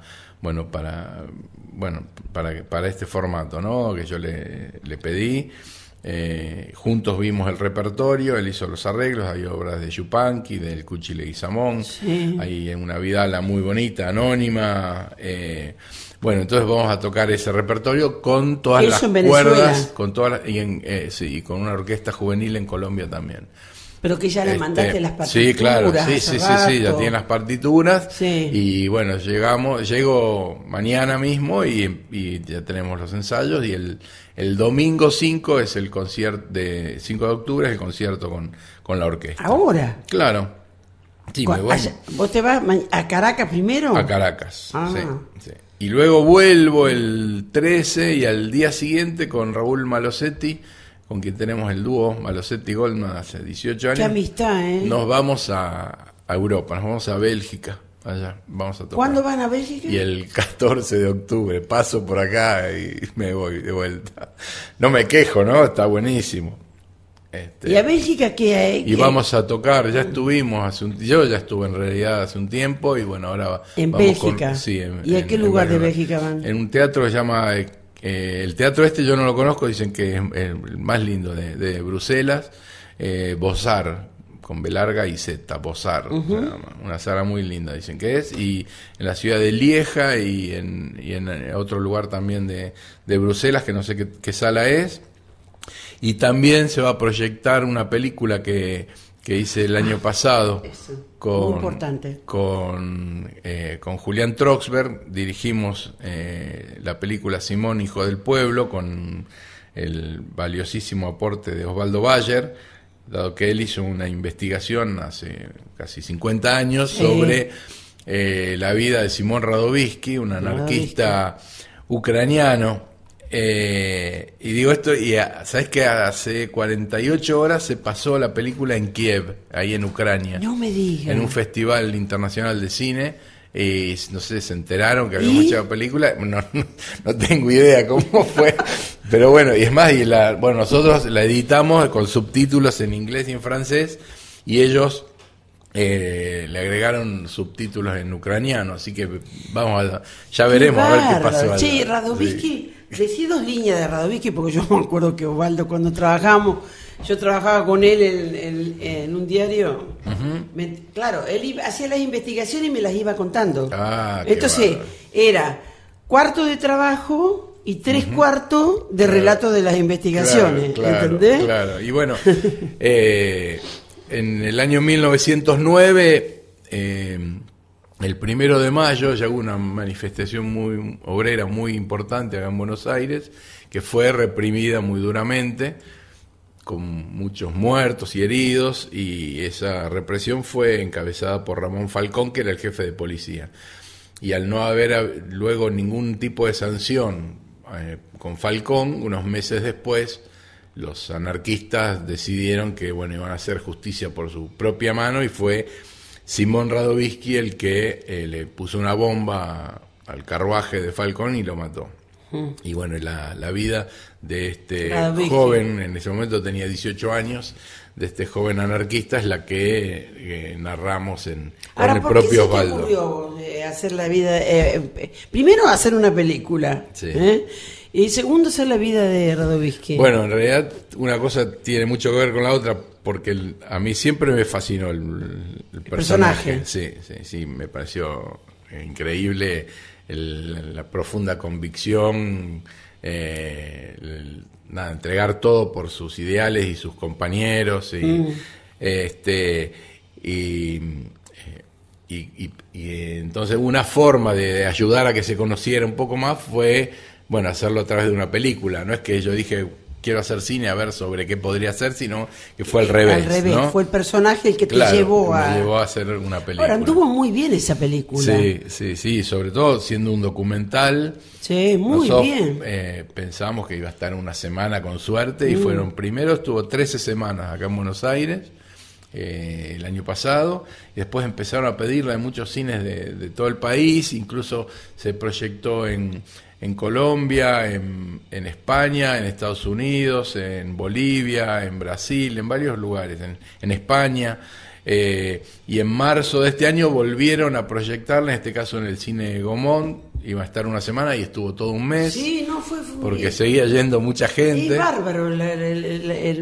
Sí. A mí me encantó eso. ¿Y Val se quedó contento, Osvaldo? Sí, estaba contento, ¿no? También, claro. Sí. Es increíble. Y para nosotros la película es un homenaje a Simón Radovisky, pero también al propio Osvaldo Bayer. Claro, porque Osvaldo Bayer, como él siempre lo dijo, anarquista, ecológico, ¿no? Sí. Qué personaje, qué maravilloso verlo. Te digo, pienso en él y te cambia la vida estar con un hombre como Bayer, trabajar de jovencita con un hombre como Bayer. Te cambia la vida. Claro, mira vos. Porque por más que uno tiene que estar dispuesto también, ¿no? ¿Viste? Pero la actitud frente a tu profesión a mí me la cambió. No es que me la cambió, me la pudo desarrollar. Claro. Osvaldo Bayer, que tenía unir la profesión y la vida, estaban siempre. Fue el placer más grande que tuve en mi historia periodística. Claro. Che, escúchame, yo te quiero agradecer públicamente algo que nunca te lo dije, que fue el apoyo que Rolando Goldman, cuando peleábamos mucho por un grupo de gente que trabajábamos en lo que fuera la otrora radio municipal, la 710, que finalmente terminó privatizada en manos de Haddad, quedó Radio 10, ¿no? Sí, que la quiero borrar. Sí. Pero esa AM que marcó una historia importante en el comienzo de la democracia, en el recomienzo de la democracia, una historia muy importante. El papel que jugaste vos, que de apoyo. Ah, bueno, pero... No, pero Esa apoyó, cosa no. apoyó mucho. Nosotros necesitábamos apoyo. Sí, bueno, pero... Era la lo que había que recuperación hacer, de, ¿no? Claro, de una radio que pertenecía Sí, sí. al Estado, Y sí, claro, de acuerdo. como hizo Patricia con la folclórica y con la rock, ¿no? No. La voz. Claro. Nosotros también queríamos que eso quedara en Claro. manos del Estado de la ciudad. Claro, ¿No? sí, sí. Bueno, no hay nada que agradecer. Lo que hicimos fue por convicción y porque queríamos Sí, apoyar. pero y no creas que muchos estaban y bueno, apoyados. Pero digo, bueno, está bien. muchas gracias. Bueno. Allá lejos y hace tiempo, Está muchas bien. gracias. Bueno, Así no. que ese personaje, Entonces soy yo el que tiene que agradecer por el trabajo perseverante y la permanente lucha, porque la verdad que es una lucha la que llevas adelante defendiendo y difundiendo toda nuestra música criolla, nuestra música popular y la cultura popular en general. Son Y porque tanto uno tiempo. cree en eso, como Y vos bueno, crees. y bueno, claro. como vos Entonces crees. no nos agradezcamos nada y seguimos. Y sigamos tomando Claro. agua. Claro. Che, Rolando, vos naciste para que la gente En tenga... el barrio de Paternal, acá en Capital Federal. la ciudad pero de es Buenos hincha Aires. de Estudiantes de La Plata, les aclaro. Sí, antes que charanguisto, antes que cualquier otra cosa, soy hincha No, de Estudiantes de La Plata. es un enfermo de Estudiantes de La Plata. Sí. Ahora, ¿cómo carancho te hiciste para la gente? No, Vos me lo contaste, pero para... Cuando era muy chico, tenía 2 años, nos fuimos con la familia, me llevaron mis padres y a mi hermano a vivir a La Plata. Estuve 5 años allí y mi viejo al fútbol nunca le dio mucha importancia, pero afortunadamente teníamos unos vecinos que era un matrimonio mayor con un hijo y que ellos sí iban siempre a la cancha, entonces me llevaban y tuve la suerte de que me llevaran y me hicieran hincha de Estudiantes, que es una de las alegrías más grandes que tengo. Estudiantes de La Plata. Sí, sí. ¿Querés que te dé envidia? No, ¿con qué me vas a dar envidia? ¿Has conversado con Malverná, con Pachamé, Sí, con sí, todos con ellos? Bilardo hace poco. Mira, voy a decir ¿Y algo. con el doctor? Con el doctor Que no es Bilardo, el otro. Madero, Con Raúl Madero. Horacio Madero, a él lo vi alguna vez, sí tengo foto con la última Libertadores. Mira, el 7 de octubre O sea del que no 2006... te doy envidia, pero les hice notas, Qué grande, bien Bueno. Blanca. El 7 de octubre del 2006 fue el día que le ganamos 7-0 a Gimnasia y a Esgrima de La Plata.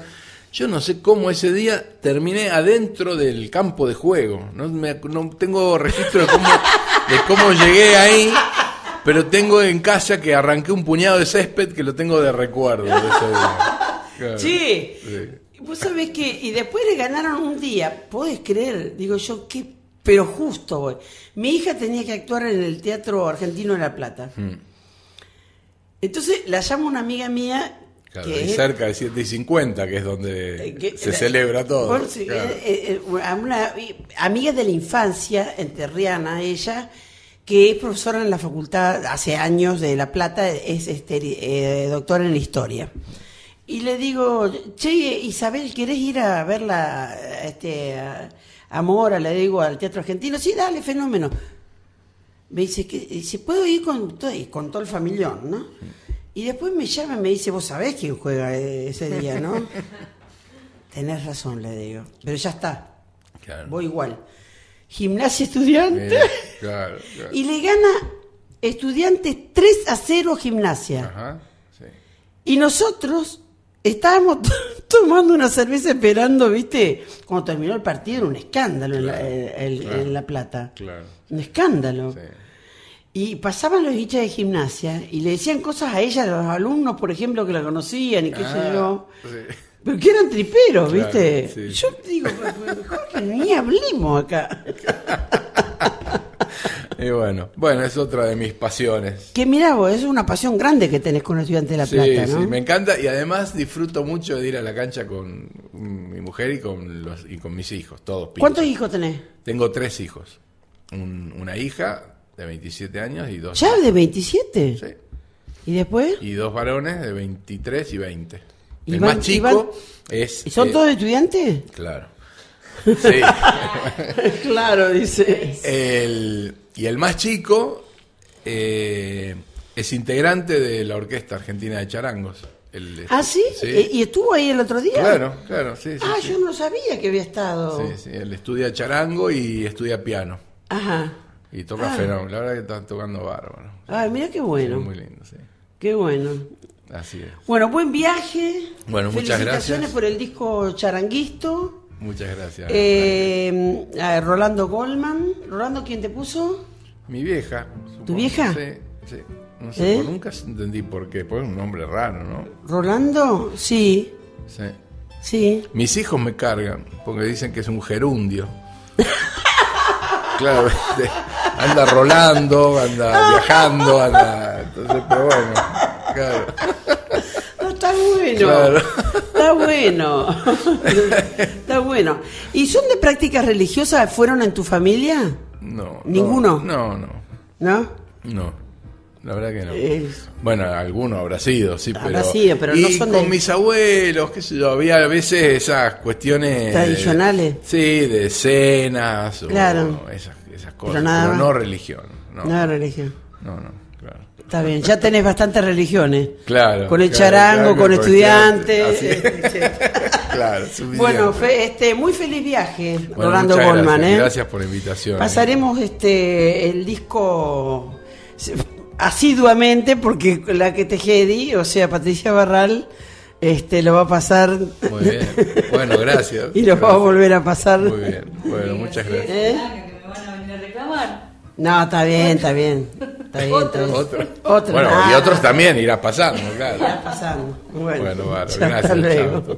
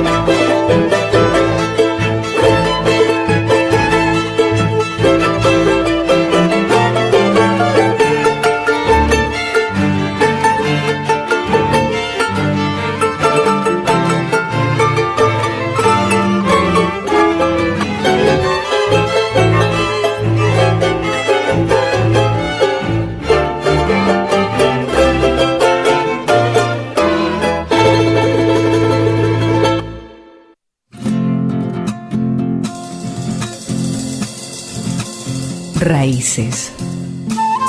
Una radio que se ocupa de lo nuestro.